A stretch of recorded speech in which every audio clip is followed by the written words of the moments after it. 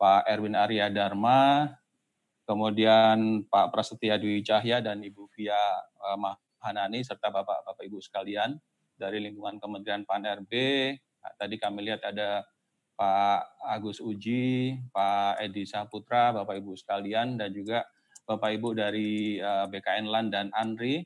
Terima kasih telah berkenan bergabung pada acara pagi hari ini di webinar mengenai literasi digital, dan nanti narasumber dari World Bank Jakarta Office akan menyampaikan materi mengenai ASN's Digital Literacy and Leadership as the enablers of the Indonesian Digital Government Transformation. Jadi sebuah tema yang saya kira sangat penting dan sangat tepat waktu di tengah komitmen pemerintah RI memang untuk melakukan transformasi digital saat ini, Pak Erwin.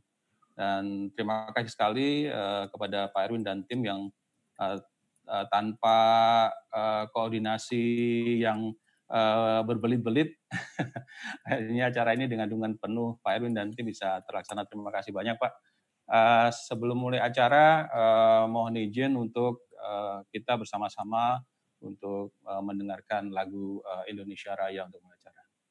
Untuk Mas Efri, dipersilakan.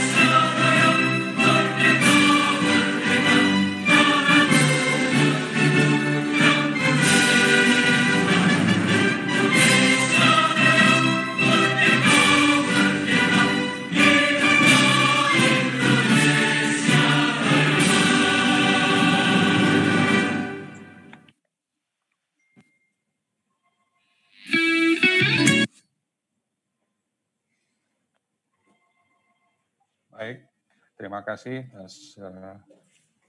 Presiden Bapak Ibu untuk lagu Indonesia Raya. Bapak Ibu sekalian, pada pagi hari ini acara akan kita selenggarakan sekitar 1,5 jam. Tim dari World Bank Jakarta Office nanti akan menyampaikan paparan sekitar 45 menit, kemudian akan disusul dengan diskusi juga sekitar 45 menit. Untuk penyampaian pertanyaan dapat Bapak Ibu sampaikan melalui chat room di link Zoom maupun di YouTube. Acara akan kita mulai pertama dengan sambutan dari Bapak PLT SDM Deputi SDM Aparatur Pak Teguh, kemudian sambutan pembukaan oleh Pak Sesmen Pak Di Wahyu Atmaji. Selanjutnya tanpa membuang waktu kami persilakan Pak Teguh untuk menyampaikan dua patah kata. Pak, silakan Pak. Baik, terima kasih Pak Muzakir. Assalamualaikum warahmatullahi wabarakatuh. Yang saya hormati Pak Sesmen, Pak Dwi Atmaji, Pak Erwin, dan teman-teman dari World Bank. Pertama, barangkali saya ucapkan terima kasih pada Pak Erwin dan Pak Sesmen yang berkenan hadir pada hari ini. Pak Erwin dan teman-teman akan memberikan materi terkait dengan masalah digital government dan leadership. Sementara Pak Sesmen nanti akan membuka acara ini dengan resmi. Saya laporkan kepada Pak Sesmen, sebenarnya acara ini sudah kita rencanakan selama 2 minggu, Pak. Kita cari-cari waktu dan akhirnya ketemulah pagi ini waktu yang pas untuk menyampaikan ini. Tadinya kita rencanakan untuk internal Kementerian PAN saja, Pak Erwin, Pak Sesmen, tapi kemudian saya perluas ke LAN maupun ke ANRI dan BKN. Dan saya lihat ada Bu Multi, ada teman-teman dari ANRI sudah, Pak Sumitro dari ANRI sudah mulai hadir, Pak, di sini, dan barangkali juga dari LAN saya juga mungkin hadir, karena sampaikan kepada mereka bahwa pada Bu Sesmen, Sestamanya, bahwa ini penting untuk merancang sekolah kader dan kepemimpinan yang lain, PKN saya kira seperti itu. Dan akhirnya kita undang mereka untuk hadir. Semoga acara ini bisa berlangsung dengan baik dan memberikan pencerahan pada kita, terutama analis-analis kebijakan di lingkungan Kementerian PAN RB, sehingga nanti mereka akan memiliki wawasan yang lebih luas terkait dengan masalah digital government yang nanti banyak manfaatnya untuk merancang SDM kita ke depan, Pak Erwin, terutama dalam kaitan dengan IKN barangkali. Nanti hari Kamis juga ada pembicaraan ini tentang IKN di Bappenas. Tentunya digital government jadi unsur yang penting juga, Pak Erwin. Dan saya kira nanti menjadi bekal juga kita untuk membuat paparan di sana atau menyampaikan gagasan kita. Saya mohon perkenan Pak Sesmen untuk membuka acara ini, Pak Sesmen. Saya kira demikian apa yang bisa saya laporkan. Lebih kurangnya mohon maaf. Assalamualaikum warahmatullahi wabarakatuh. Terima kasih Pak Teguh. Selanjutnya kami mohon perkenan Pak Ses untuk memberikan sambutan dan membuka secara resmi, Pak. Monggo, Pak. Terima kasih Pak Mudagir. Assalamualaikum warahmatullahi wabarakatuh. Waalaikumsalam warahmatullahi wabarakatuh. Selamat pagi, salam sejahtera untuk kita semua. Teman-teman dari World Bank yang saya hormati, Pak Erwin dan kawan-kawan, terima kasih berkenan untuk sharing pagi ini. Ya, kita tahu World Bank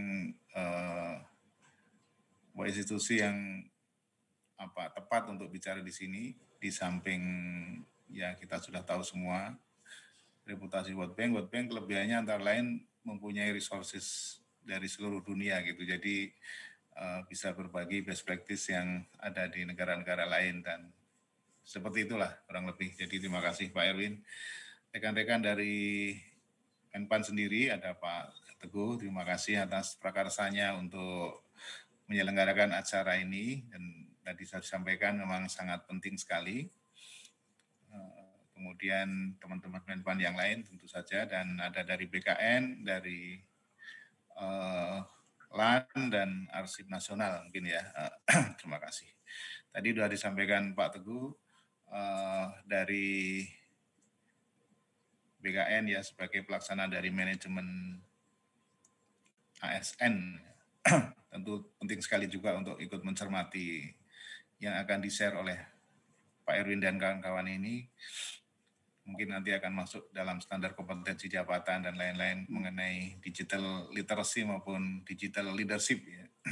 Tentu tadi sudah disampaikan oleh Pak Teguh juga, Pak Erwin juga, keterlibatan lembaga administrasi negara juga tidak kalah pentingnya karena masalah digital transformation ini memerlukan tadi digital leadership dan digital talent itu yang LAN mempunyai peranan yang sangat penting di dalam membangun SDM digital yang mempunyai kemampuan digital lah, ya, digital leadership, digital talent dan seterusnya.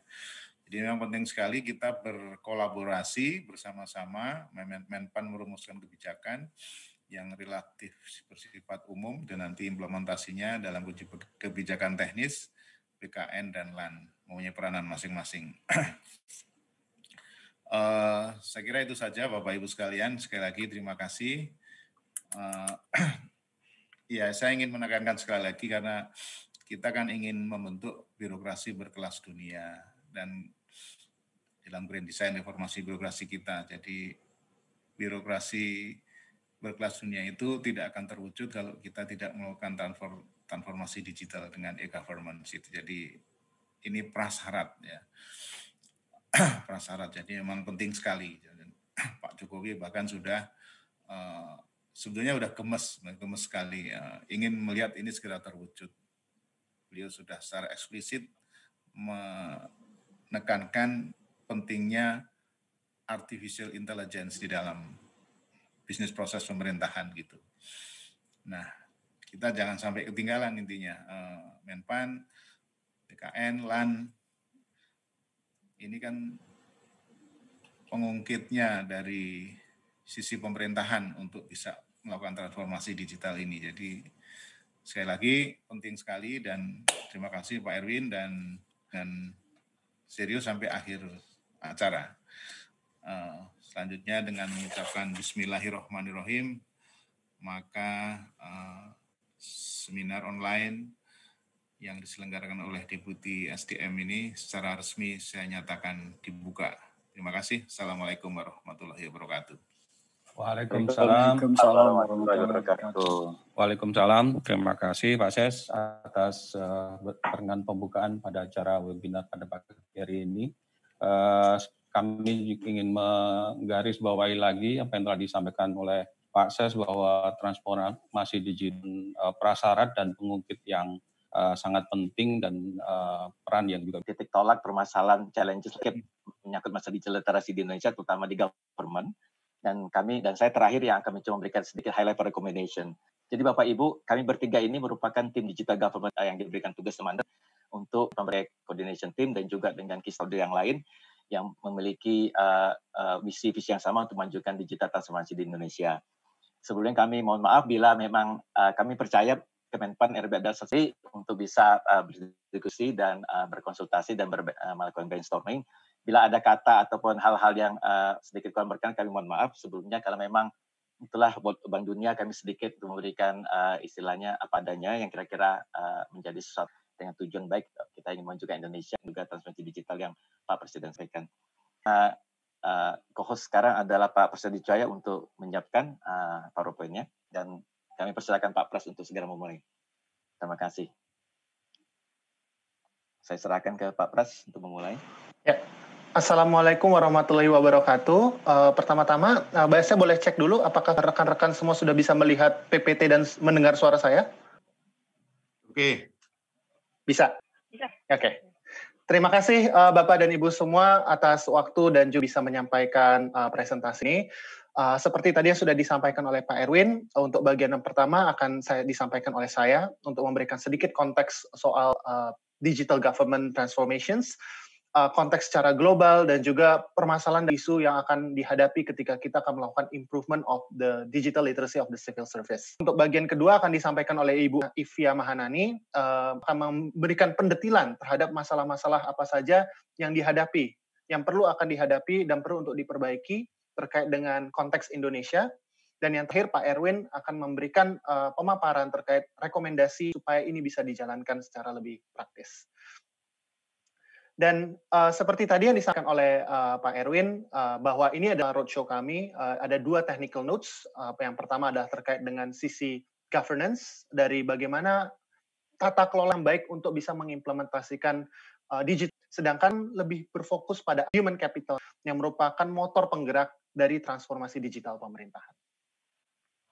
Jadi kalau misalnya Bapak dan Ibu sekalian mungkin belum sempat melihat atau membaca pertama, sebenarnya yang ingin disampaikan adalah konteks bagaimana Indonesia ini sebenarnya sebagai negara sudah sangat digital. Ya.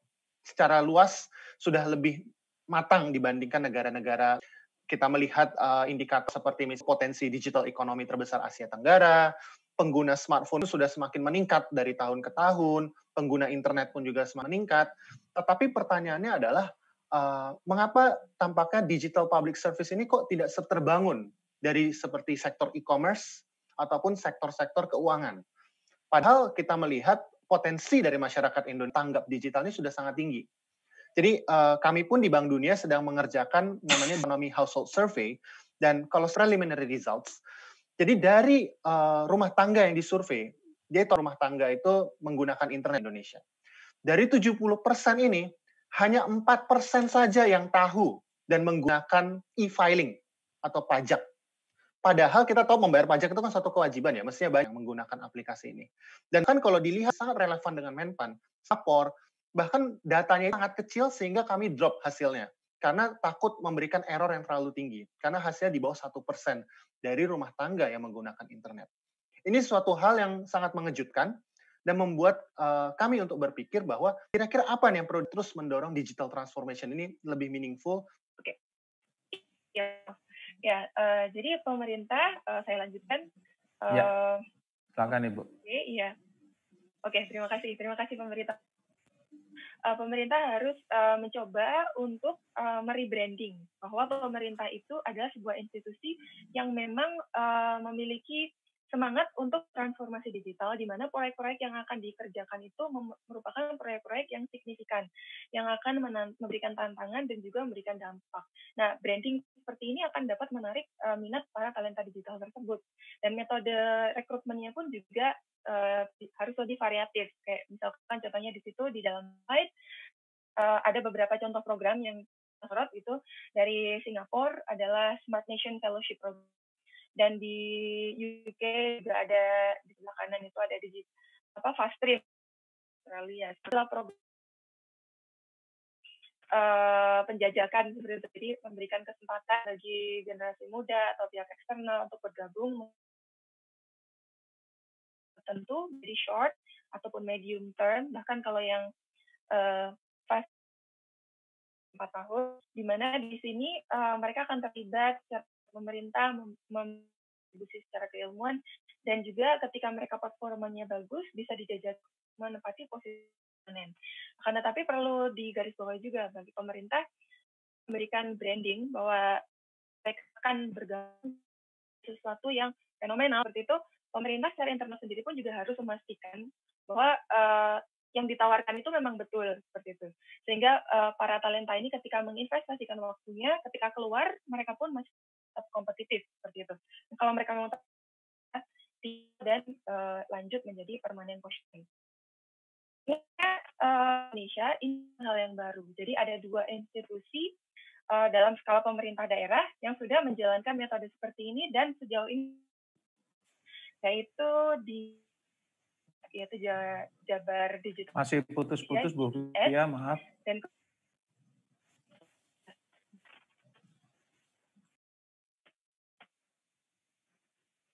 mungkin Bu Fia udah lebih ya, baik.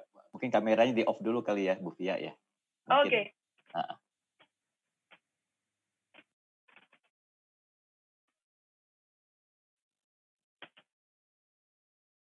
Apakah lebih baik, Pak? Ya, please. Ya, Bu Fia lebih baik, Bu. Iya, siap. Oke, berarti tadi ini adalah 2 contoh rekrutmen yang memang sudah berhasil tetapi skalanya bukan program pimpinan yang spesifik untuk aspek digital policy seperti itu, digital leadership yang itu dikombinasikan juga dalam program DTS Kominfo seperti itu. Nah, tapi kemudian kita mencoba melihat praktek di negara lain untuk food chain. Benefitnya apa sih ketika pengembangan itu seperti yang sekarang atau seperti yang mereka lakukan? Ini ada salah satu contoh yang menarik, yaitu untuk United Kingdom, yaitu di bawah service. Jadi government digital service tadi sudah disampaikan oleh kolega saya ya Pak Pras di awal. Spesialis TIK di UK itu terkoordinasi secara terpusat government digital service yang ada langsung di bawah Cabinet Office. Nah, ketika dikoordinasikan secara terpusat, maka mereka ini dapat melihat secara jelas jumlah personilnya, kemudian kompetensi gap-nya ada di mana, sehingga kita ketika menelurkan program-program training atau development itu bisa identifikasi dan dispesifikasikan secara lebih jelas. Selain itu juga, ketika koordinasinya itu terpusat, ketika ingin melakukan fungsi-fungsi yang sifatnya cross-departmental, ini bisa dipindahkan atau dimobilisasi mudah seperti itu. Karena kemarin kita juga berdiskusi dengan LAN bahwa paradigma pengembangan kompetensi ke depannya ini juga akan bergeser bukan hanya fokus kepada training yang sifatnya klasikal saja, tapi juga akan dibarengi dengan coaching dan juga on-job training seperti itu ya. Nah, ketika talenta digital ini di-manage-nya secara terpusat, maka untuk melakukan mungkin rotasi seperti itu atau on-job training dari satu institusi ke institusi lainnya, hal ini akan bisa dilakukan dengan lebih mudah. Sebagai contoh, misalkan kalau di Kemenkeu, proyek-proyek IT-nya sudah sangat maju. Kalau misalkan kita bandingkan relatif lebih maju ya dibandingkan dengan kementerian yang lainnya. Jadi di sana akan menjadi sebuah medan yang sangat baik gitu jika seorang talenta digital itu ingin mengasah kompetensinya yang kemudian nanti bisa diterapkan di institusi ataupun agensi yang lainnya. Sementara kalau yang US itu sebelah kanan ada gambarnya Digital Gov University, maka mereka metode pengembangannya ini lebih organik karena institusi ini berperan sebagai penyedia platform di mana mereka memberikan wadah untuk community of practice, misalnya community of practice user research atau agile development atau DevOps. Mereka kemudian membuat community of practice dan membagikan good practice-nya itu dalam bentuk webinar yang kemudian didiseminasikan. Seperti itu. Dan kemudian masuk ke slide selanjutnya.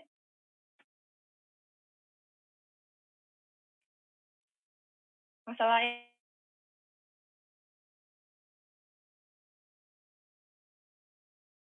jadi di sini ada beberapa kompetensi yang mungkin tidak bisa diisi melalui rekrutmen saja karena mungkin ini kompetensi-kompetensi yang sudah cukup senior sehingga ketersediaannya di market pun sangat jarang seperti itu.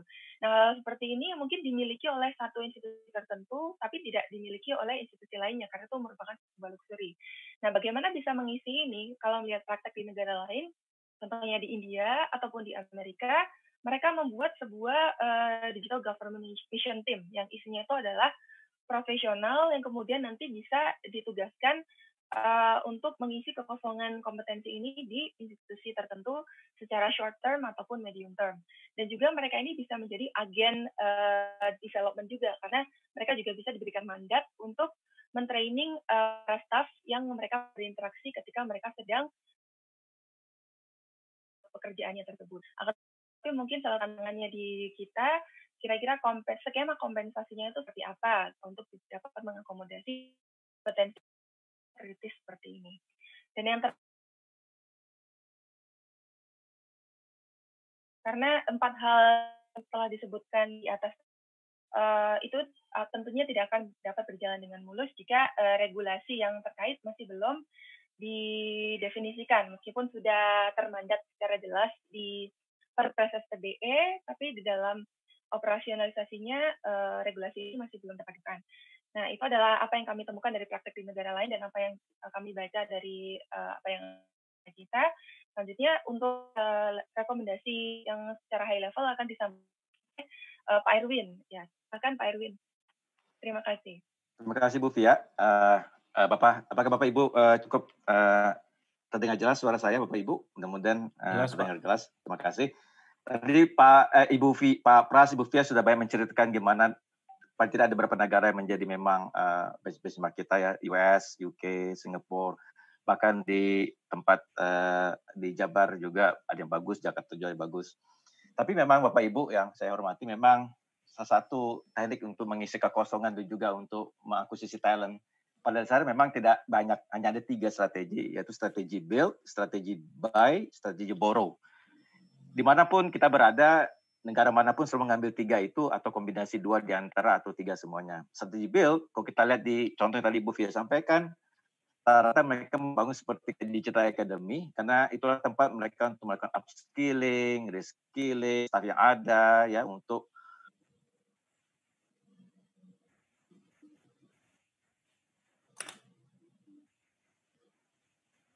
mereka bisa naik ya levelnya untuk bisa menghasilkan. Kita sebenarnya merekrut digital talent ya. Tadi problematika tadi Ibu Pia sampaikan, terus memang untuk mereka mau join public sector banyak ini ya, banyak challenge ya. Satu, mereka lebih senang join ke startup. Yang kedua juga secara umum industri lebih meng-offer lebih bagus ya dari segi monetary value. Nah, public sector biasanya menjadi tempat yang terakhir. Tapi itu tidak terjadi di kasus di Jawa Barat dan di Jakarta to some extent.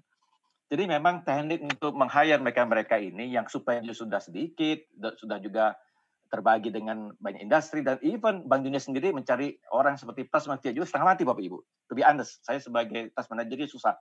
Jadi memang kita harus menggunakan teknik-teknik yang contemporary yang memberikan istilahnya value proposition berbeda gitu ya, supaya mereka mau join ke public sector. Nggak bisa kok hanya, bahkan Singapura sendiri bilang mengandalkan Sing dollar aja nggak bisa nangkep itu. Mereka harus melakukan kombinasi yang bagus ya, menawarkan challenge itu ya, assignment 6 bulan mereka keluar, value-nya pasti akan naik gitu, dan industri akan senang ya, dan mereka akan di coach, akan di mentor ya.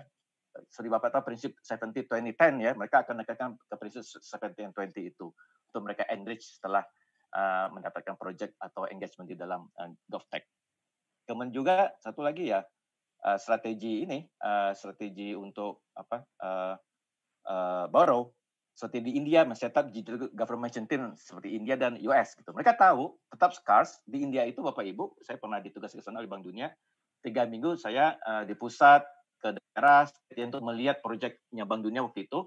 Mereka men-setup banyak kios-kios di kamu terpencil Bapak Ibu. Di India itu mohon maaf itu lebih parah dari kita. Mereka kalau misalnya mau ngurus nih akte yang hilang rusak ke kota yang terdekat, mereka bisa nggak makan Bapak Ibu. Sehari dengan pekerjaan itu bahaya.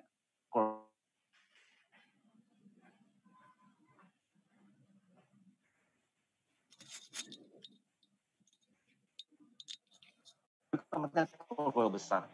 Hanya government untuk terhubung koneksi ke database pusat untuk melakukan apapun menyangkut administratif yang dibutuhkan oleh yang bersangkutan petani, peternak dan sebagainya. Jadi, nah itu bisa dilakukan karena apa? Mereka tahu kekurangan ICT skill di mana-mana pun di Amerika, di India, mereka punya satu sistem yang untuk bisa mengisi kekosongan di mana-mana gitu dengan cepat. Bahkan kalau di India itu Bapak Ibu, zaman saya sekitar 7 tahun yang lalu punya menantu yang jagoan IT itu lebih disenangin daripada dulu dokter gitu. Sekarang lebih senang kalau menantunya jago di ICT, Bapak Ibu. Nah, dengan strategi build, buy, borrow, again, itu bisa dilakukan dengan baik, efektif bila kita punya digital competency framework yang tadi Bu Fia sampaikan. Karena sampai sekarang kita belum memiliki betul-betul digital competency framework yang betul-betul diformalkan, disahkan ya. Walaupun memang pada kenyataannya, kalau di dunia swasta mereka don't care about this, tapi untuk di government mungkin perlu kita punya keseragaman ya. Karena kalau di market yang menentukan ya pemain-pemain besar, ada sertifikasi Cisco, sertifikasi Google, dan sebagainya. Karena mereka kebutuhannya berbeda. Nah, semuanya sekali lagi harus dibungkus dengan regulatory framework ya, seperti tadi Ibu Fia sampaikan, perlu ada turunan dari Capman di Info atau Perpres 95 2018 itu selanjutnya untuk bisa dilaksanakan. Ya, next. Nah, jadi Bapak Ibu ya, ini ya recommended action yang memang kita secara high level cepat kita minta mungkin government bisa lakukan. Yang pertama, bangun digital competency framework, lakukan teknik-teknik ya untuk merekrut mereka-mereka ya yang bagus ya, yang baru lulus, yang sedang floating dimanapun ya, untuk membantu government untuk membangun capacity leadership-nya, capacity digitalnya, men-setup SN Digital Academy, suplemen critical kompetensi yang sedang gap saat ini, dan juga ada regulasi. Intinya 5 rekomendasi ini untuk menutup secara quantity maupun quality gap yang ada. Kita akui tadi Pak Pras awal sampaikan bahwa jumlah di ICT spesialis juga di civil service itu rendah sekali, 0,17%. Kalau kita asumsikan hanya 3 orang ya.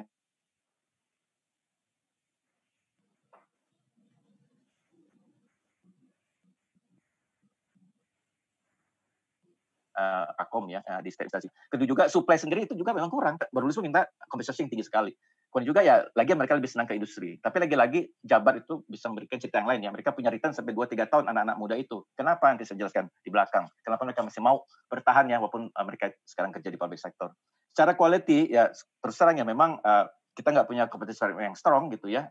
Ada SKKNI-nya tapi menurut saya gini ya, kita harus lihat ya pergerakan perubahan di market juga, karena sekarang itu kan penghasilan bisa 3-5 tahun ya. Kemudian juga ICT yang ada pun sekarang technical skill-nya kalau kita compare ya on par ya dengan private sector juga masih agak lumayan tertinggal jauh, karena itulah banyak government agency itu banyak didikte oleh para vendor-vendor swasta. Dan ketiga juga memang kita akui juga tidak seperti India, mereka memiliki, dan US, UK, mereka punya jenjang-jenjang ya pelatihan khusus, dan Australia apalagi mereka serius banget ya, dan dalam 3 tahun terakhir menggembleng, mendidik para leaders ya, eselon 1, eselon 2 itu untuk paham untuk melakukan reform di institusinya menggunakan digital sebagai enabler. Dan kemudian juga teknikal training dan sebagainya, mereka punya kurikulum yang bagus ya. Dan dengan itu kemudian kenaikan itu juga sangat dikaitkan dengan kenaikan promosi juga dan sebagainya. Next. Nah, kalau kita lihat di sini, memang kita butuh breakthrough ya dalam membangun kompetensi. Nah, bisa saja kita gini, secara fleksibel, kita bisa tiru yang seperti India, ataupun yang di UK, sebagai contoh. Kalau di UK itu, yang namanya pembina jabatan fungsional, di sana kan seperti ada kayak board. Nah, kalau di sini kita, untuk pembina jabatan fungsional Prakom, satu di BPS. Mungkin banyak orang mempertanyakan, kenapa BPS, kenapa budaya Kominfo ya? Apakah Jafung sekarang itu betul-betul mencerminkan yang Jafung TIK gitu ya? Yang betul-betul reflect yang digital government banget gitu, yang sekarang orang udah bilang digital transformation sekarang, ya, digital government. Apakah masih pas di situ, misalnya katakan di BPS dan sebagainya? Apakah sekarang sudah mempresent betul-betul yang dibutuhkan kompetensi untuk yang seperti yang di pasar ataupun digital government per se? Nah, masalahnya di sini adalah memang kita masih belum punya satu digital kompetensi yang strong. Kalau di kalau kita punya pun masih tersilo-silo seperti itu. Kalau di UK mereka bisa dengan mudah, katakan di agensi A punya kelebihan tanda kutip jafung-jafung mereka dengan kemampuan tertentu, mereka bisa berkoordinasi dan bersinergi dengan agensi kementerian lain yang B gitu, bisa kirim orang untuk mengerjakan proyek di sana. Jadi pembinaan jabatan itu fungsional di sana itu bisa melihat oversee keseluruhan. Mana yang kurang di sana dia kirim orang, kurang di sini dia kirim orang dan sebagainya. Jadi memang itulah peran utama, tidak hanya sekedar pembinaan jabatan fungsional yang hanya sekedar memberikan pelatihan dan juga training dan sebagainya. Itu pun kalau kami lihat itu masih belum berkesinambungan dan tidak menjamin pergerakan mereka untuk naik ke atas gitu ya dengan benar dan efektif. Seharusnya mereka lebih banyak diberikan experience, kesempatan ya, karena proyek digital itu banyak sebenarnya di Indonesia. Masalahnya adalah memang apakah ini masalah scope, authority, dan power yang tidak bisa melakukan lebih atau dan sebagainya, itu yang harus kita diskusikan ke depan. Jadi memang sekali lagi memang Jafung TIK kita memang seharusnya ke depan menurut kami harusnya centrally managed aja. Karena apa? Karena kita akan selalu kekurangan. UK aja gampang benar itu. Singapura pun ahli waktu kami diskusi sama mereka, waktu kita datangkan jagonya orang Indonesia yang alhamdulillah dia nggak mau ganti kewarganegaraan, tetap warga Indonesia, tapi dia menduduki jabatan civil service yang tinggi di AI, di Artificial Intelligence Singapura. Dia bilang, memang di sana pun kekurangan tenaga digital. Bayangkan Singapura ini kekurangan, makanya mereka optimize banget. Dan mereka juga punya satu dedicated unit yang full semua talent untuk bisa melakukan bekerja sama dengan para kementerian-kementerian lembaga di seluruh di level nasional mereka. Next. Jadi kalau kita, nah yang tadi saya sampaikan di muka, kita government public sector punya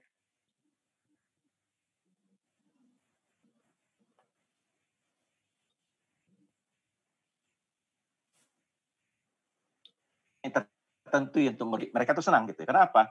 Karena memang mereka mereka itu dikoordinasi di bawah kayak sekelasnya BLU gitu ya, BLUD lah gitu. Badan yang paling tidak memiliki flexibility itu hiring. Kompensasi mungkin ya ada batas, tapi kan lebih fleksibel ya gitu, seperti itu ya, tidak mengikuti standar yang ada di ASN yang ada sekarang saat ini. Nah itu mereka masih bisa narik tuh. Mereka retaining mereka bisa 2-3 tahun. Itu padahal rata-rata anak-anak youngster ini, anak-anak yang jagoan digital talent ini paling hebat bertahan setahun itu udah hebat. Kayak di Jakarta Smart City setahun. Kenapa Bandung jauh banget di bawah komando Pak kolega kita Pak Setiawan bisa bertahan lama gitu ya, bisa 3 tahunan lebih ya karena mereka menawarkan sesuatu gitu. Hanya sekedar uang. Jadi mereka ditawarkan impact-nya ya, social impact pada pekerjaan mereka di challenge, mereka juga dihargai, dan yang anak muda lah nggak mau pakai uniform seperti itu Bapak Ibu lihat kiri, itu sehari-hari mereka kayak gitu, bebas bajunya seperti itu gitu ya. Dan misalnya diakomodasi keluar masuknya gitu ya, walaupun dan juga leadersnya juga di sana mau turun ke bawah, mau bertegur sapa, kemudian mendengar gitu. Karena ya anak muda kan agak susah diatur gitu ya. Jadi mereka mau ini itu udah tinggal diarahkan saja seperti itu.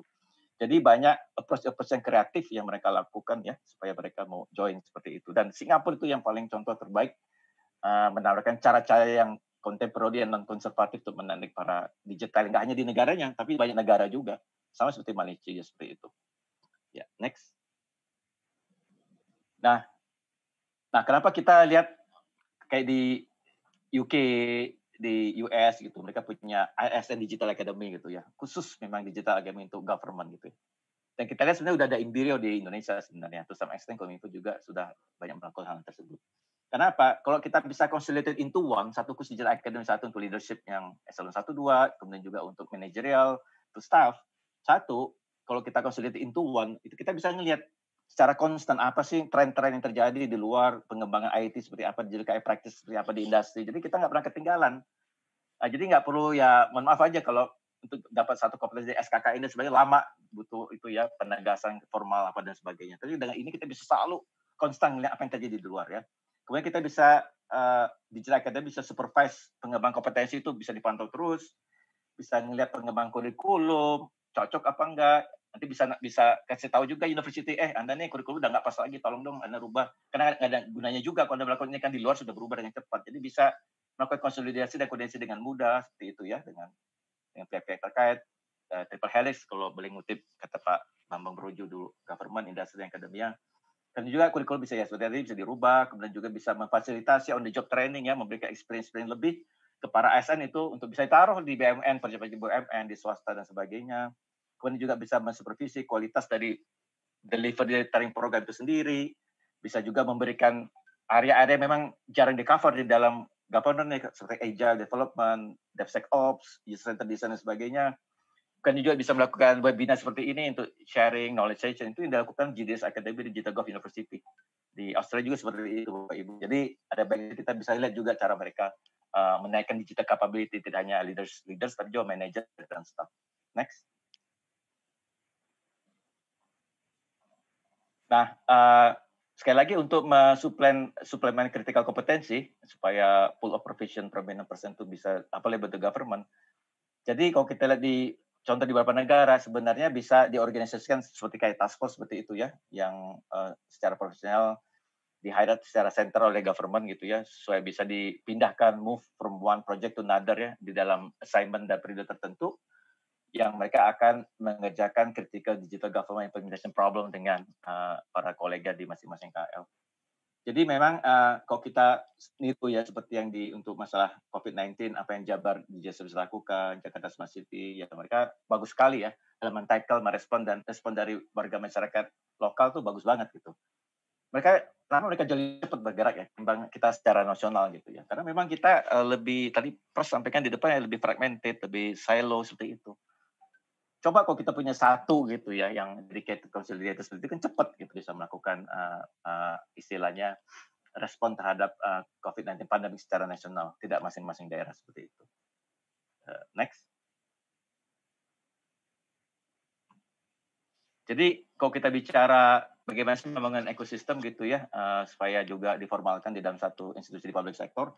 Kalau kita bicara digital talent, kita kan bicara sejak dari planning awal ya, manpower planningnya, kemudian akuisisinya seperti apa, tentunya untuk mendevelop nurture-nya kayak apa, men-supervise, mendeploy itu memang tidak gampang ya satu siklus semua ya, tidak hanya bicara masalah training, tapi keseluruhan siklus HR.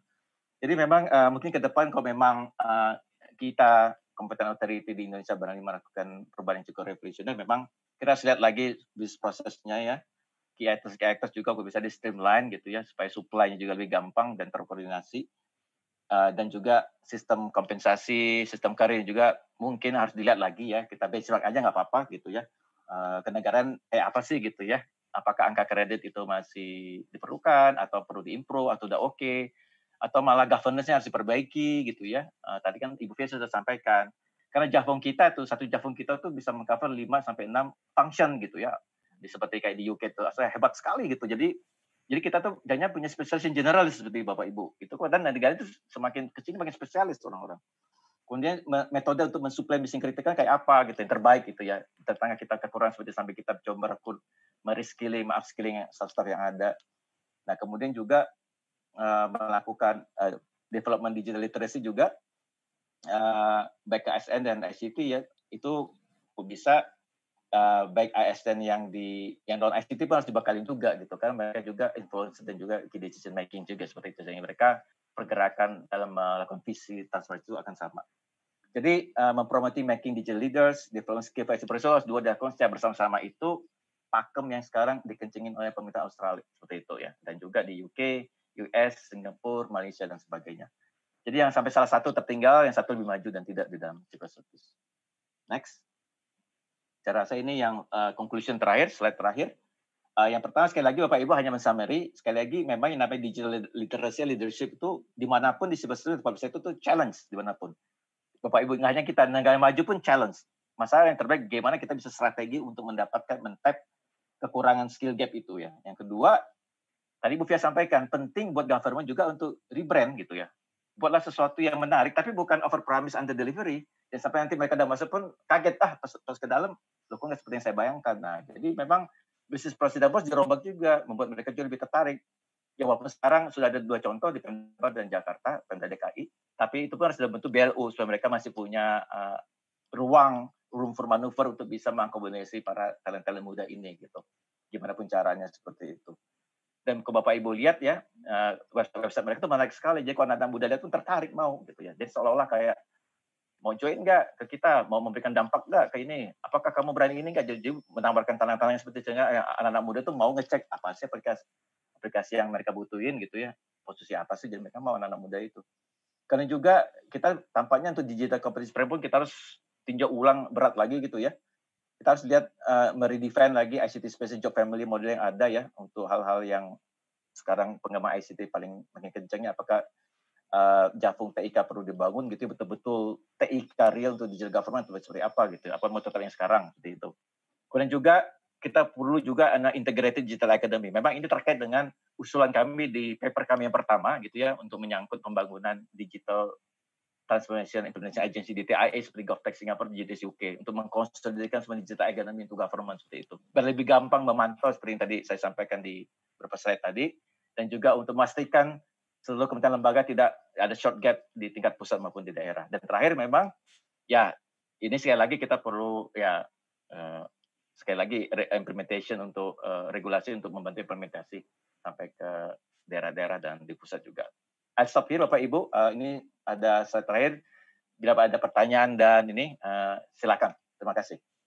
Saya kembalikan ke moderator Pak Muzakir. Putus-putus Pak. Ya, ini sudah slide terakhir. Saya kembalikan ke Pak Muzakir untuk tanya jawab. Ya. Terima kasih. Ya, terima kasih Pak Erwin dan terima kasih juga untuk Pak Pras dan Bu Fia. Kalau boleh kami menarik benang merah dari paparan 3 narasumber. Tadi Pak Pras menyampaikan secara umum dulu challenge di bidang digital transformation-nya ya secara general. Tadi beliau meng-highlight salah satunya adalah tidak adanya capabilities dalam delivering digital transformation, tapi juga ada persoalan-persoalan mengenai kekurangan tenaga digital, khususnya di sektor publik. Kemudian lebih dalam lagi tadi Bu Fia menggali lebih lanjut mengenai pentingnya definisi kompetensi digital yang seharusnya bisa dielaborate lebih rinci ya, seperti pengalaman-pengalaman negara lain. Dan juga ada challenges, tantangan di bidang tersebut, misalnya seperti tidak adanya critical competencies, kemudian belum adanya policy atau regulation untuk nurture digital competencies. Tadi juga turut ditegaskan oleh Bu Fia. Nah, kemudian tadi ditutup dengan satu urusan rekomendasi yang sangat bagus sekali dari Pak Erwin. Tapi yang penting tadi saya menggarisbawahi perlunya breakthrough ya Pak Erwin ya. Breakthrough dalam hal kompetensis di public sector ini, dan juga tadi ada satu usulan konkret untuk ada semacam integrated ASN Digital Academy untuk meningkatkan kapasitasnya. Jadi demikian barangkali Bapak Ibu apa yang telah disampaikan oleh 3 narasumber. Kami mencatat sudah ada beberapa pertanyaan, ada dari Andri, dari BSN, bahkan dari Kementan, nanti akan kami sampaikan. Cuman kami mungkin kalau dari Pak Teguh, ingin ada yang disampaikan Pak, barangkali tanggapan atau pertanyaan terhadap apa yang telah disajikan. Pak Teguh, silakan Pak.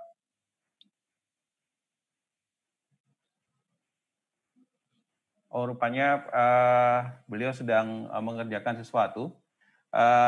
Kami, Pak Erwin dan Pak Pras serta Bu Fia, izin kami akan menyampaikan sekaligus ya beberapa pertanyaan dari para peserta supaya nanti mungkin bisa direspon apa yang bisa direspon oleh masing-masing pembicara. Pertama ini ada dari Pak Sumitro dari ANRI. Pertanyaannya adalah apakah masih relevan dan tepat penilaian kinerja Japfung di era digital dengan menggunakan angka kredit? Ini mungkin tidak secara langsung terkait dengan kompetensi dan digital transformasi, tapi mungkin ini juga relevan untuk bisa dibahas. Kemudian pertanyaan selanjutnya adalah dari Pak Yoke Pradanatama dari LIPI. Dari Ibu Sulistiowati dari ANRI.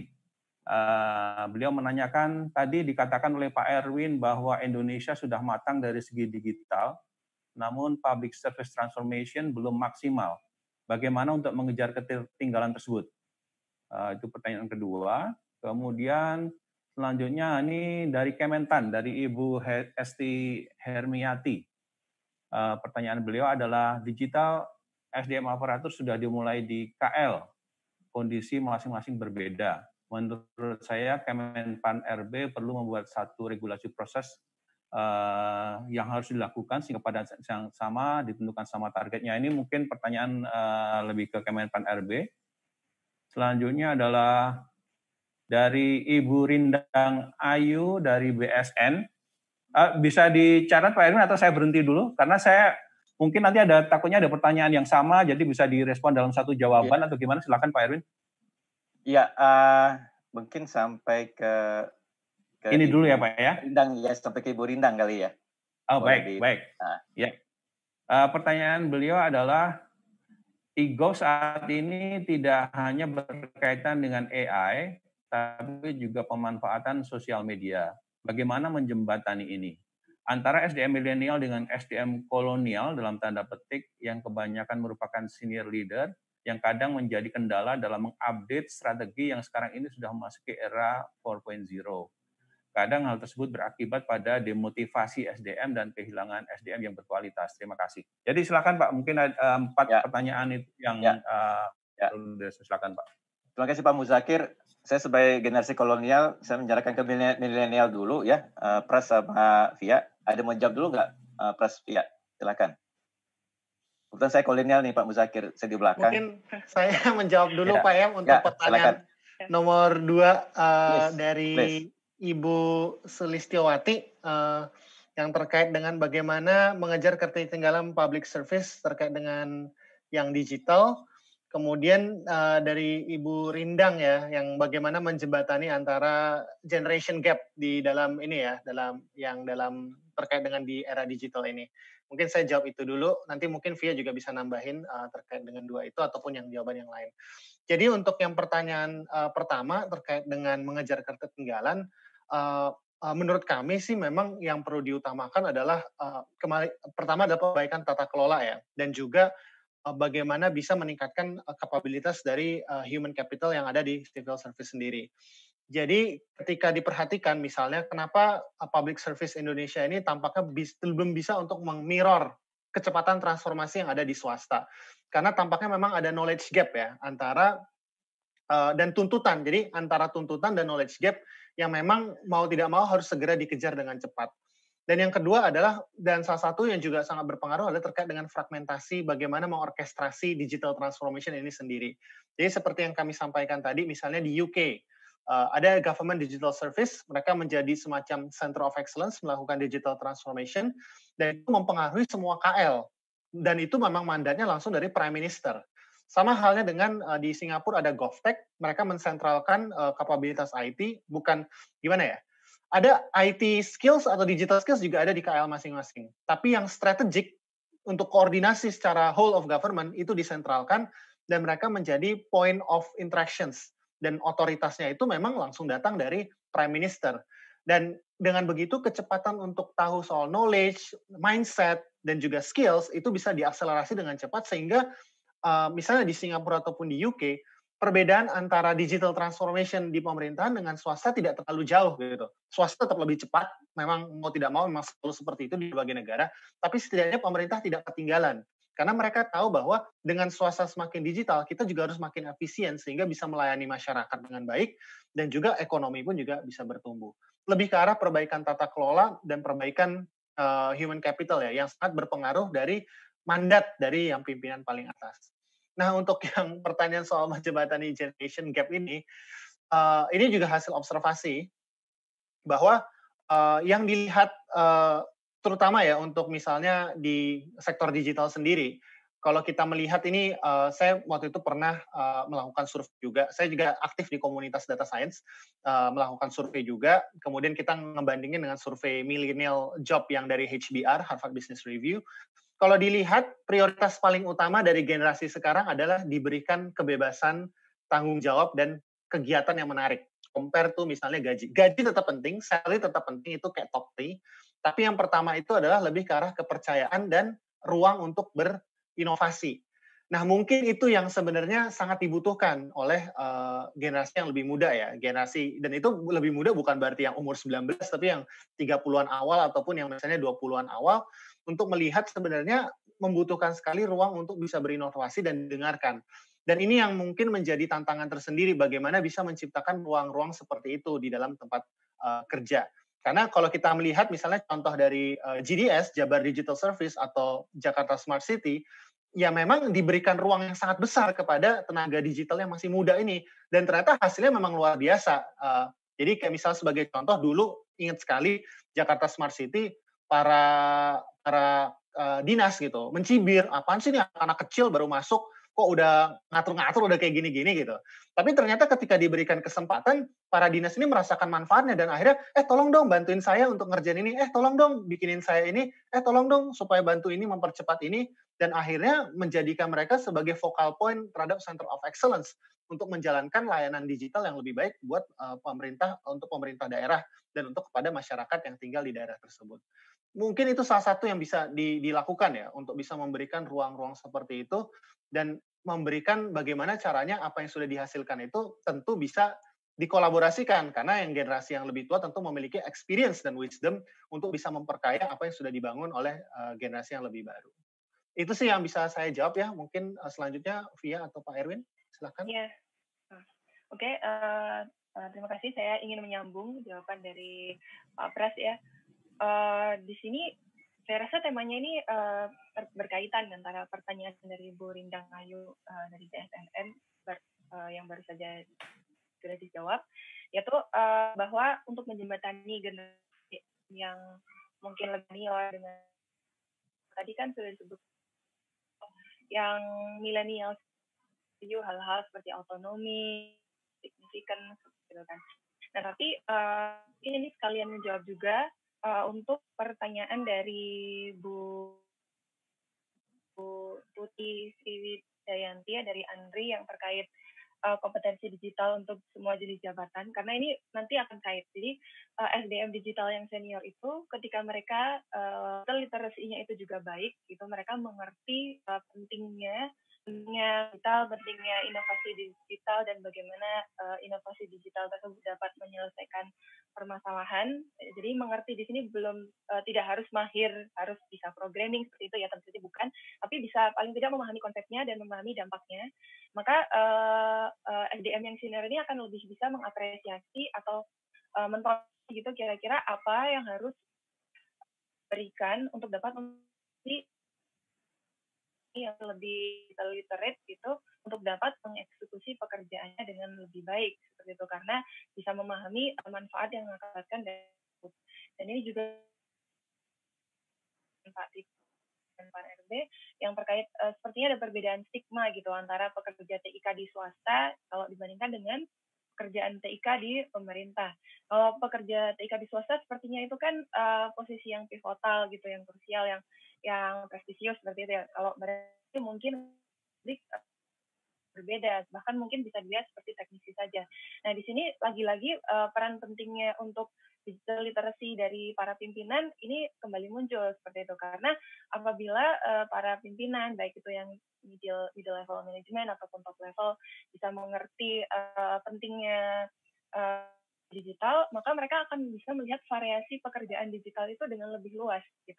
Jadi pekerjaan digital itu bukan hanya office application seperti data yang sudah ditemukan oleh Balitbang Kominfo ya. Ternyata kebanyakannya para pemegang jabatan TIK ini banyak mengerjakan pekerjaan-pekerjaan yang terkaitnya itu office application, dan ini tuh sangat narrow gitu. Kalau misalkan pimpinannya pun juga bisa memahami potensialnya, maka variasi pekerjaannya pun akan lebih luas, sehingga para spesialis dalam ini pun akan mendapatkan tempat yang lebih dihargai, akan seperti itu. Jadi ini kayak saling terkait, sehingga untuk memang betul kalau menurut kami juga digital literacy tidak hanya fokus untuk para Japung TIK saja, bukan hanya para spesialis TIK, karena Japung yang non TIK pun juga perlu, terutama para pimpinan juga perlu, karena untuk menjalankan sebuah proyek government tentunya melibatkan orang-orang yang bukan hanya dari TIK saja, bahkan domain expert itu sangat krusial gitu, dan juga posisi leadership yang akan meng-guide inisiatif itu dari awal sampai akhir tentunya bukan orang TIK juga seperti itu. Jadi memang harus di semua level gitu. Dan satu lagi mungkin pertanyaan yang dari Pak Sumitra yang pertama terkait tentang jabatan fungsional di era digital, apakah masih relevan menggunakan angka kredit? Kalau saya mungkin ingin menjawabnya dari aspek apakah ketika kita angka kredit, kemudian kita memberikan nilai-nilai tertentu untuk jenis-jenis aktivitas tertentu, mungkin pertanyaannya juga aktivitasnya ini pun juga terbatas gitu kan. Sementara kita tahu sektor digital itu berkembangnya sangat pesat gitu, sehingga perlu ada sebuah mekanisme di mana aktivitas atau kompetensi digital ini memang bisa difasilitasi untuk bergerak secara dinamis gitu di dalam sebuah wadah gitu, yang mana itu mendapatkan input secara terus-menerus dari industri, akademisi maupun dari pemerintah seperti itu, yang kemudian ini bisa diikuti dengan dinamis. Barangkali mungkin contohnya yang sudah ada sekarang ini ada SKKNI atau KKNI, tapi itu pertanyaan selanjutnya ya, apakah KKNI dan SKKNI memang sudah efektif atau belum, itu pertanyaan selanjutnya. Tapi paling tidak bagaimana caranya mengkaitkan antara pendefinisian kompetensi digital dalam public sector ini supaya dapat bergerak secara dinamis, mendapatkan masukan secara kontinu dari berbagai pihak, dan bagaimana kemudian mengkaitkannya dengan credit scoring-nya, atau barangkali ada metode yang lainnya, barangkali mungkin nanti Pak Erwin atau yang lainnya bisa menambahkan. Nah, dari saya segitu Pak, mohon maaf tadi nggak menyalakan video supaya tidak putus-putus. Ya, sedikit menambahkan mungkin ya, masalah gap ya, tadi Ibu Fia sudah sampaikan ya, Pras juga sudah sampaikan. Memang kayak di Australia jelas-jelas ke Bapak Ibu sempat iseng-iseng masuk ke websitenya APSC ya, DTA, mereka sangat concern terhadap digital leadership, mereka bilang. Jadi mereka SIS yang eselon 1-2 pun digembleng banget, supaya tidak terjadi jurang gap dengan para bawah yang middle management sama technicalnya. Jadi itu bisa mengurangi gap seperti saja, mereka bisa harmonis, bisa sinergis juga. Sama kayak di swasta juga. Kalau Bapak Ibu lihat, perhatikan deh, di startup yang jago-jago pun mereka hire orang-orang yang udah pengalaman dari kolonial, yang udah pengalaman. Karena apa? Anak-anak muda ini cenderung kan irregular kerjanya, tapi disiplin dan sebagainya bisa diatur oleh mereka yang kolonial, Pak. Jadi itu kombinasi yang bagus menurut saya ke depannya. Yang kedua, ya Pak, sekali lagi menyangkut angka kredit ini memang itu ya, kita harus, tadi Ibu Fia sudah sampaikan, ya kita belum bisa kasih komen lebih jauh, tapi pada intinya adalah kita harus punya A, B, dan C dulu, baru kita bisa ngelihat apakah penggunaan angka kredit itu efektif atau tidak gitu ya.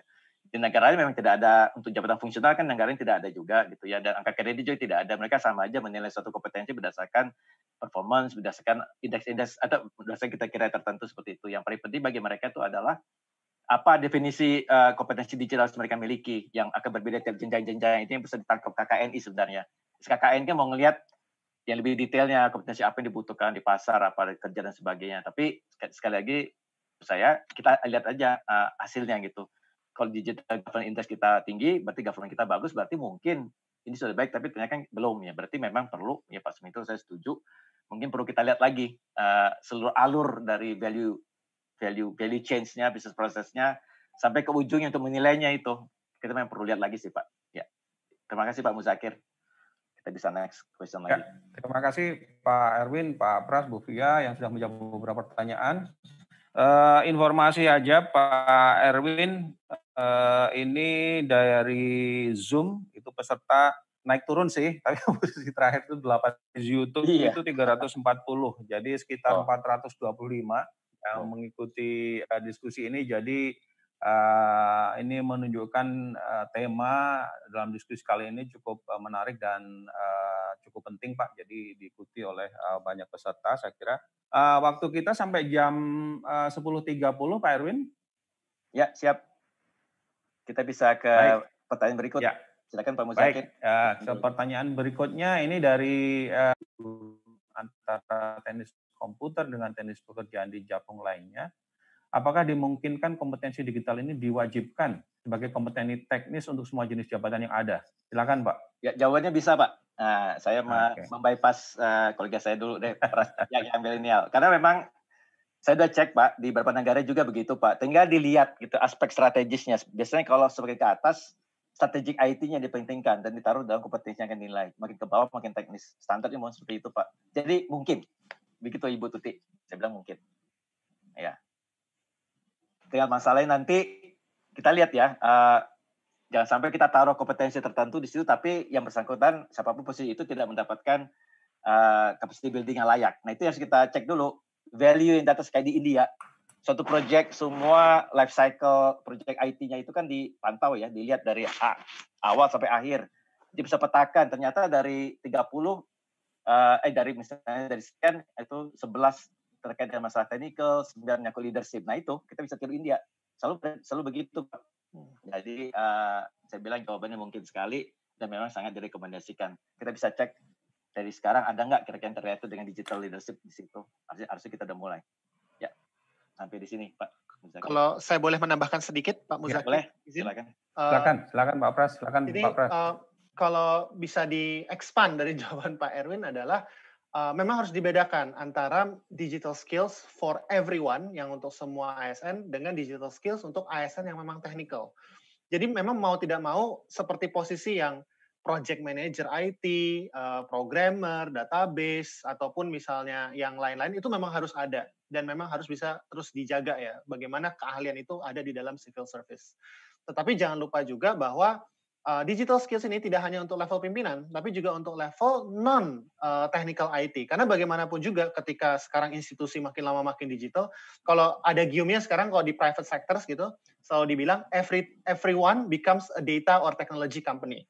Dan ini inevitable bahkan untuk public sector institution. Karena mau tidak mau administrasi paling efisien sekarang harus pakai TIK kan ya, harus pakai digital.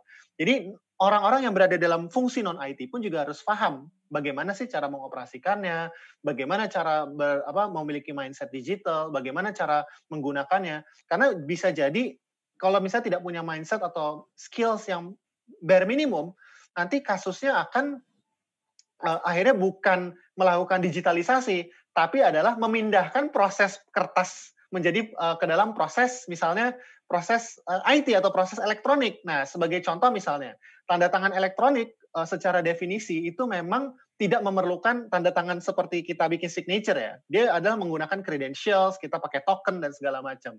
Nah, kalau seandainya tidak memahami konsep itu, nanti diperintahkannya bisa berbeda gitu. Nah, oleh karena itu memang ICT skills atau digital skills ini memang harus di-apply ke semuanya dan dilihat bare minimum apa yang harus dipunyai. Tapi at the same time memang ada penjenjangan juga di dalam orang-orang yang karirnya memang harus berkarir sebagai seorang ICT roles atau digital roles. Itu sih yang tambah dari saya. Terima kasih. Kalau boleh. Silakan. Terima kasih Pak Pras. Terima kasih. Silakan Bu Fia. Tampilkan lagi yang terkait e-government competency framework-nya India, Pak Pras, itu sepertinya bisa memberikan gambaran gitu dengan lebih jelas. Ada di slide berapa? Bisa sambil ngomong selagi ini, saya lagi siapkan. Jadi tadi kita sudah juga governance competency framework dari India, yang mana dia menunjukkan bahwa dalam implementasi proyek e-gov ada 6 cycle itu, dan dia sudah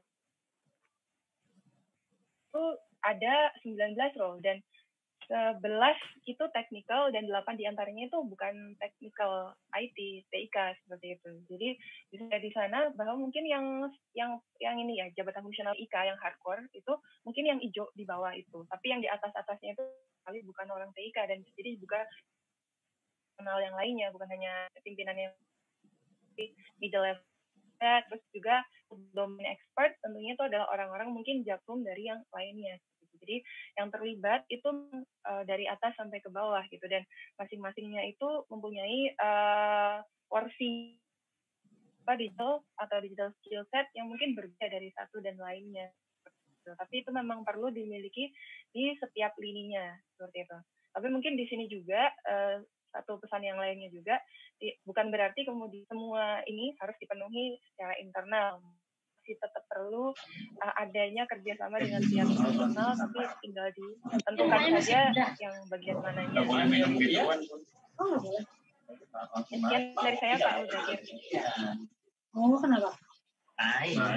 Oh iya. Karena dia nggak boleh ketemu sama Jati. Kalau dia Ya, terima kasih Bu Fia atas jawabannya. Ini ada beberapa pertanyaan lagi, tapi nampaknya beberapa lebih terkait dengan Kemenpan, tapi ada juga yang masih sangat terkait dengan tema pembahasan kali ini. Misalnya dari ini terakhir dari Pak Yoke dari LIPI. Rata-rata pegawai ASN berwawasan dan berketerampilan digital yang cukup, tetapi pelaku digital masih tergolong rendah. Bagaimana upaya Kemenpan beserta stakeholders dari proses bisnis yang disampaikan oleh Bang Prasetya tadi menyikapinya? Perlu peningkatan kemampuan penggunaan teknologi IoT, Internet of Things, ya, Big Data, dan AI untuk mendukung pelaksanaan tugas dan fungsi pokok Satker masing-masing, khususnya untuk meningkatkan partisipasi publik. Akankah ada kurikulumnya pada diklat tertentu nanti atau bagaimana? Nah, mungkin karena ini juga agak spesifik, bisa mengarah ke LAN dan sebagainya, tapi mungkin dari Pak Erwin dan Pak Pras dan Bu Fia barangkali ada hal yang bisa direspon, Pak, silakan. Mungkin saya dulu aja boleh kali ya. Ini saya silakan. Nanti Pak Erwin sama Bu Fia menambahkan. Mungkin ini banyak mungkin banyak mengarah ke rekan-rekan dari Menpan atau LAN kali ya terkait dengan diklat. Cuman saya bisa ceritakan apa yang terjadi misalnya di tempat lain gitu. Jadi kalau kita ngelihat tadi Bu Fia kan menyampaikan ada Digital Academy, dan di dalam Digital Academy itu memang ada beberapa pelatihan yang memang akhirnya disampaikan. Tetapi kembali lagi, sebelum melakukan pelatihan memang harus dilakukan tersebut adalah melakukan assessment ya. Kayak kita melihat sebenarnya kompetensi gap-nya itu seberapa jauh sih terkait dengan misalnya skill-skill yang tadi disampaikan oleh Pak Yoke gitu. Tadi ada ngomong soal AI, IoT, Big Data, terus juga bahkan terkait dengan misalnya keterampilan digital pada umumnya, misalnya bersosial media, atau misalnya memanfaatkan office applications. Nah, memang kembali lagi pada poin yang tadi kami sampaikan, untuk bisa melakukan assessment tentu kita harus mendefinisikan kompetensi apa sih yang disebut sebagai kompetensi digital di dalam civil service Indonesia. Sudah melakukan definisi itu, barulah kita bisa mengukur secara lebih sistematis di mana gap-gap itu tersedia, sehingga nanti kita bisa merancang diklat apa yang tepat. Nah, tadi kembali ke poin yang sebelumnya, dari yang tadi disampaikan Pak Erwin dan Bu Fia adalah kompetensi yang bagaimana yang kompetensi harus semuanya punya, dan bagaimana yang bisa dibangun berdasarkan kejenjangan karir dan kejenjangan keterampilan. Nah, memang hal seperti ini memang harus terus berproses ya, harus dilakukan, dan di negara-negara lain pun akhirnya setelah mereka melakukan assessment seperti tersebut, membangun baru materi-materi ini. Dan ada dua model tadi yang Ibu Fia sampaikan. Model pertama yang UK, GDS, ya udah disentralkan, mereka yang bisa melakukan training, kemudian mereka men-charge semacam PNBP kepada KL-KL yang mau melakukan training sama mereka. Jadi itu untuk menjaga sustainability dari mereka, layanan mereka ya. Ataupun modelnya US gitu, karena US ini kembali lagi negara yang sangat decentralized, akhirnya masing-masing kota, masing-masing KL kadang-kala mereka udah membangun materinya masing-masing. Tapi bagaimana caranya materi yang jangan-jangan dibangun di kota Boston sama di kota New York ini bisa bermanfaat misalnya di Texas gitu. Nah, akhirnya mereka coba consolidate itu dan digunakan untuk materi training di sana. Nah, apakah Indonesia ini harus menuju model yang mana terkait dengan tadi penyelenggaraan diklat? Ini kembali lagi, ini harus kesepakatan dan diskusi bersama ya. Tapi kita harus melihat fakta bahwa ada KL atau ada juga pemerintah daerah yang jauh lebih advance. Mereka tidak bisa diberikan pelatihan atau diklat kompetensi yang sama dengan yang belum advance.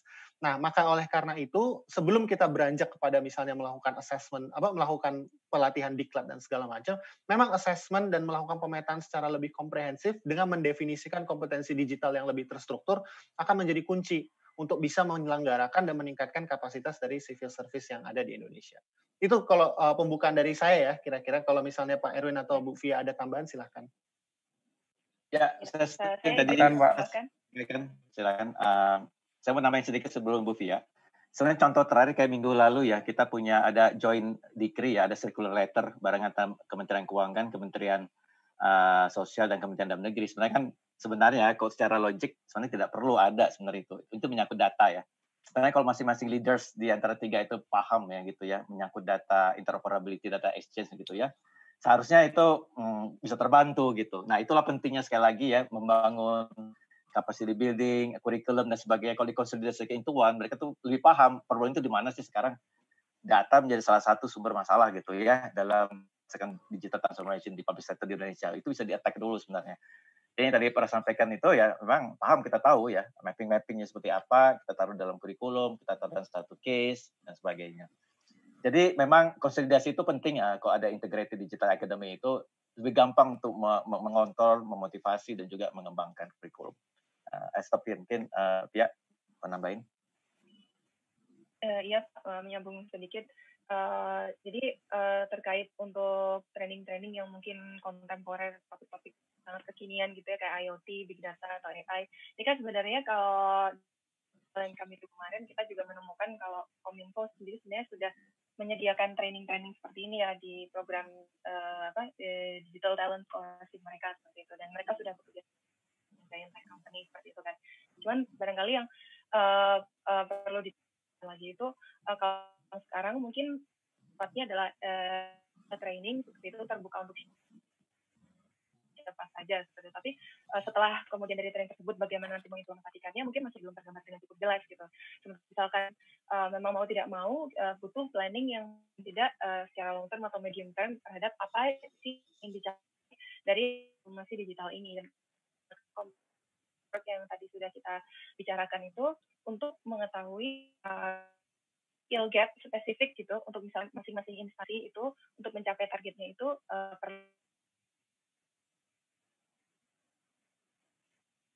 pengetahuan programnya apa, dan bukan hanya programnya apa, tapi siapa yang harus dikirimkan dan mungkin sampai ke jumlah program tersebut. Sehingga mau tidak mau tadi itu pendefinisian kompetensi digital itu menjadi sangat penting untuk bisa membuat pentargetan dari training-training seperti ini juga lebih efektif, sehingga outputnya pun bisa terukur dengan baik seperti itu. Terima kasih. Terima kasih Pak Erwin, Pak Pras, Bu Fia. Ini masih ada beberapa pertanyaan, tapi lebih banyak terkait dengan Kemenpan nih. Ada beberapa, karena saya tahu sedikit informasinya, dan beberapa hal lebih banyak terkait dengan kedeputian lain. Misalnya pertanyaan dari Bu Esti Hermiati, Kementan, digital IKL, kondisinya ada. Menurut saya Kemenpan perlu membuat satu regulasi proses yang harus dilakukan sehingga pada saat yang ditentukan sama-sama targetnya. Ini barangkali saya sedikit sampaikan informasi bahwa memang transformasi digital dalam SPBE kita itu kita lakukan berdasarkan Perpres 95/2018, dan dalam rangka menuju transformasi tadi kita memang ingin membangun tata kelola di bidang administrasi pemerintahan yang terpadu melalui pembangunan aplikasi umum yang terintegrasi, karena tadi yang disampaikan oleh Pak Erwin, Pak Pras kalau nggak salah juga tadi menyebut silo-silo. Aplikasi umum tersebut adalah aplikasi di bidang manajemen kegiatan pemerintah, kepegawaian, kearsipan, dan pengaduan masyarakat. Jadi nanti akan ada integrasi dengan cara membangun interoperabilitasnya agar bisa digabungkan dengan aplikasi umum tadi. Itu mungkin sedikit informasi untuk Bu Esti. Kemudian untuk kalau tidak salah ada tadi terkait lagi dengan Kemenpan. Dari Pak Sumitro Andri, sejauh mana rencana Menpan RB dalam melakukan pemetaan kembali jabatan fungsional di era digital. Nah, proses ini masih berlangsung, Pak Sumitro, karena juga ini kan simultan dengan proses penyederhanaan birokrasi di mana ada juga proses pengalihan jabatan dari jabatan struktural dengan jabatan fungsional, dan ini proses yang berjalan bersamaan. Mungkin barangkali itu apa yang bisa kami sampaikan, Bapak Ibu sekalian. Mungkin sebelum kita akhiri, saya lihat tidak ada lagi pertanyaan tambahan. Mungkin dari Pak Erwin, dari Pak Pras, dari Bu Fia ada closing statement, silakan. Ya, terima kasih Pak Muzakir. Mungkin ada satu pertanyaan dari Ibu Esti Hidayati, Biro SDM ya. Nah, itu perlu kita renungkan bersama ya. Memang ada disparity antar kementerian lembaga yang menyangkut take home pay. Terus saya pikir dengan dengan spirit ini ya, maksudnya kalau memang dirotasi dalam arti seperti yang memenuhi model di India dan di US, harusnya kita bisa pikirkan secara inovatif ya, kekurangan gap, perbedaan sekian persen secara total take home pay yang bisa diakomodir melalui non-monetary value, tapi bisa memberikan inspirasi, motivasi dia untuk melakukan fast track, for example. Itu bisa sih sebenarnya Bu Esti, kalau kita mau berpikir.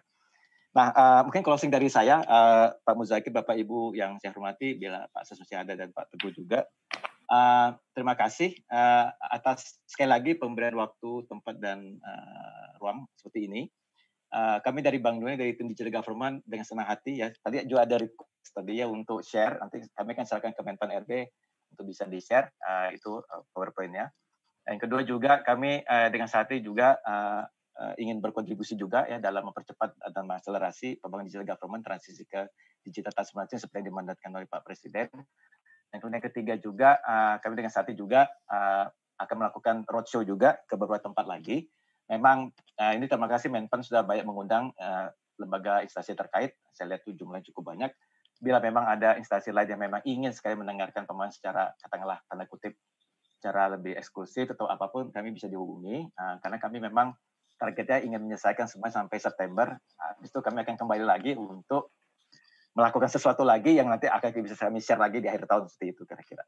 Sekali lagi kami terima kasih atas waktu dan perhatiannya. Mungkin Ibu Fia atau Pak Pras menyampaikan sesuatu kepada teman-teman, terutama generasi milenial. Saya lihat ada beberapa yang milenial juga dari government yang ikut join di acara ini juga. Silakan. Saya dulu Pak Erwin, nanti Fia yang terakhir kali ya.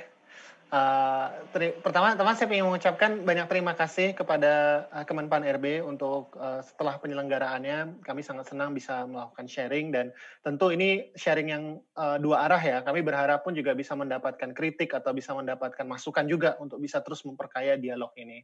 Karena bagaimanapun juga dari pengalaman semua negara yang ada, proses seperti ini melakukan transformasi digital itu bukan proses yang linear ya, yang bisa di timeline, tapi sangat iteratif ya, sangat banyak trial and error, banyak coba dan salahnya. Tapi bagaimana cara kita bisa mengakumulasi pengalaman, bisa mengakumulasi pelajaran dengan lebih cepat, terutama untuk menerapkan transformasi digital yang meaningful untuk citizens. Dan mungkin ini tambahan dari saya ya, perbedaan antara swasta dengan pemerintah adalah matriks di dalam pemerintah itu tidak hanya sekedar seberapa efisien, seberapa banyak inovasi yang dilakukan, tapi bagaimana inovasi ini bisa membuat hidup masyarakat Indonesia lebih baik. Dan itu kadangkala suka dilupakan oleh praktisi teknologi, misalnya kalau berinteraksi dalam public sector. Maka dari itu, kami sangat berharap Menpan RB sebagai chair, sebagai ketua dari SPB Coordination Team, bisa terus mengawal proses ini untuk menjadikan transformasi digital Indonesia yang meaningful. Dan di satu sisi bagaimana juga membuka peluang sebesar-besarnya untuk talenta digital Indonesia yang ada di luar sana untuk bisa berkontribusi kepada pemerintahan agar kita bisa mendapatkan manfaat dari digital teknologi dan juga bisa mendorong Indonesia untuk menjadi negara yang jauh lebih baik ke depannya. Itu kira-kira yang mau saya sampaikan. Terima kasih. Terima kasih Pak Pras. Dari Bu Fia barangkali. Ya, sedikit menambahkan Pak, barangkali dari saya, dari setelah semua pembahasan ini, apabila PAN RB saat ini sedang berfokus dalam mendefinisikan kembali gitu jabatan fungsional, mungkin titipan pesannya seperti itu. Jadi dalam pendefinisiannya coba untuk bisa melihat praktek-praktek di negara lain dan bisa mengakomodasi peran-peran yang lebih kontemporer, sehingga hal ini bisa menjadi landasan untuk para talenta jika ingin bergabung dengan sektor publik, terutama dari sektor digital. Seperti itu sih Pak. Terima kasih. Ya, terima kasih Bu Fia, Pak Erwin, Pak Pras, Bu Fia. Ini kalau Angkatan Udara ini kami ingin mengucapkan terima kasih yang setinggi-tingginya. Kalau Angkatan Laut sedalam-dalamnya, kalau Angkatan Darat seluas-luasnya, Pak. Karena Kemenpan itu membangun tradisi, kebiasaan atau praktek. Kita ada kegiatan namanya Kemenpan RB mendengar, Pak. Jadi kita mengajak stakeholders terkait dengan isu tertentu untuk diskusi, menyampaikan paparan, sehingga tugas Kemenpan dalam rangka memformulasi kebijakan ini kaya dan komprehensif serta tepat. Itu yang tujuannya yang ingin kita capai. Jadi dengan kehadiran Pak Erwin, Pak Pras, dan Bu Fia tadi telah insya Allah akan memperkaya proses perumusan kebijakan di kami, khususnya terkait dengan transformasi digital dan literasi digital di kalangan ASN. Sekali lagi ini menjadi hasil pertemuan ini akan menjadi catatan penting buat Kemenpan RB, Pak. Demikian barangkali yang bisa kami sampaikan. Sekali lagi terima kasih. Jangan bosan ya Pak, nanti kalau dikontak-kontak lagi oleh Kemenpan RB untuk berdiskusi lagi. Dan juga kami mengucapkan terima kasih karena respon Bapak dan tim sangat mudah, sangat cepat. Dan kami mohon maaf apabila ada yang membuat tidak berkenan untuk Bapak dan tim. Juga untuk Bapak Ibu sekalian para peserta webinar kali ini. Barangkali demikian yang bisa kami sampaikan mewakili Pak Teguh, karena Pak Teguh ada acara lagi Pak, beliau rapatnya maraton. Jadi mewakili beliau dan Pak Ses, kami sekali mengucapkan terima kasih dan penghargaan yang setinggi-tingginya. Demikian yang bisa kami sampaikan. Wassalamualaikum warahmatullahi wabarakatuh. Terima kasih, Pak. Waalaikumsalam. Terima kasih banyak, Pak Muzakir, rekan-rekan semua. Jumpa lagi semua. Terima kasih atas perhatiannya. Terima kasih. Kembali, terima kasih Pak Ibu semua. Kami pamit dulu.